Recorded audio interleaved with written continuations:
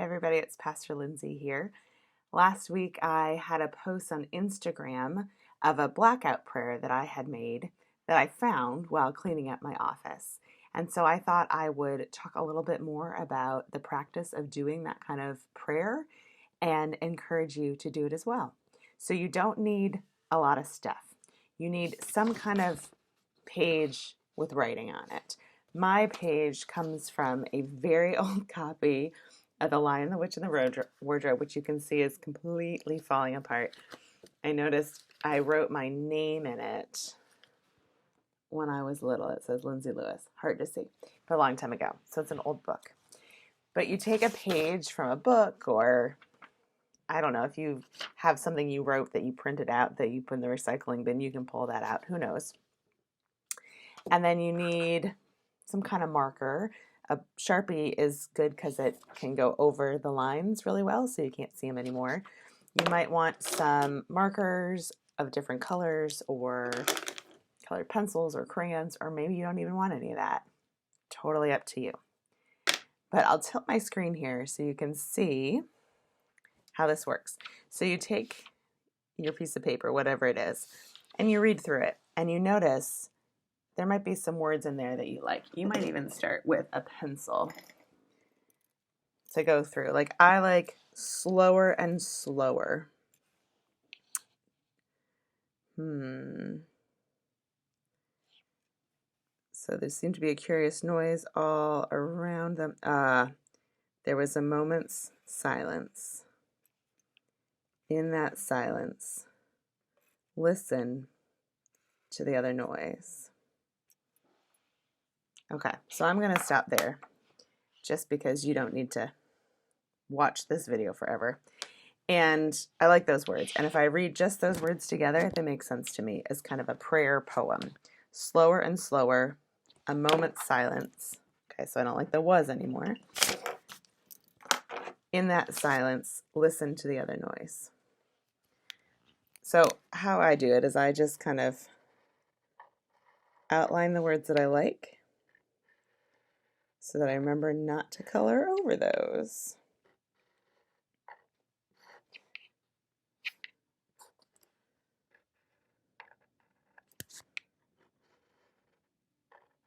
You might have another way that you like to do that, but that's how I make sure I remember what I'm doing.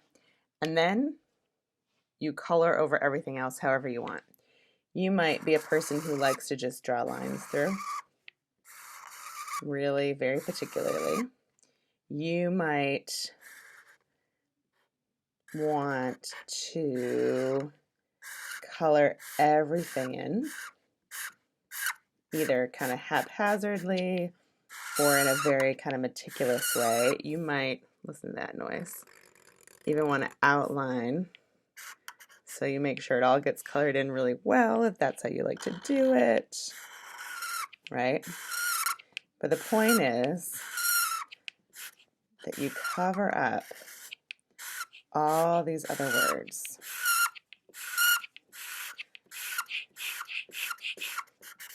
So that what you're left with is the ones you really want to pay attention to.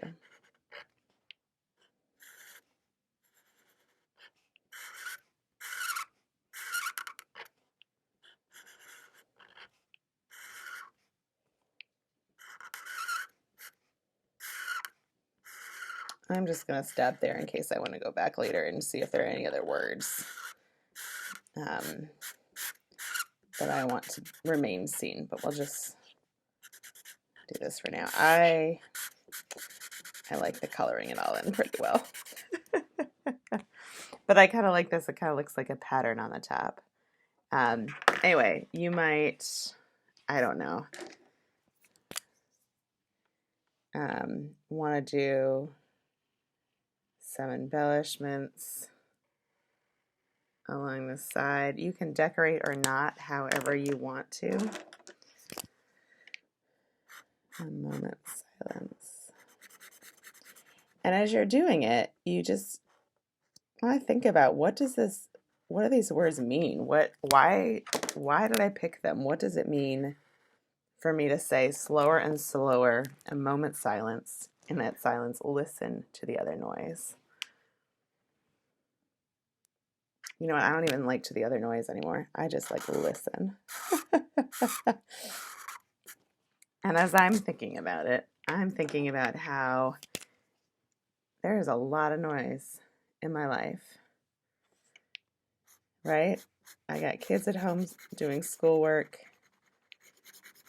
I got my brain that never shuts off. I can't really see that very well, but there's a lot going, right? And so what I need to do is listen and find quiet.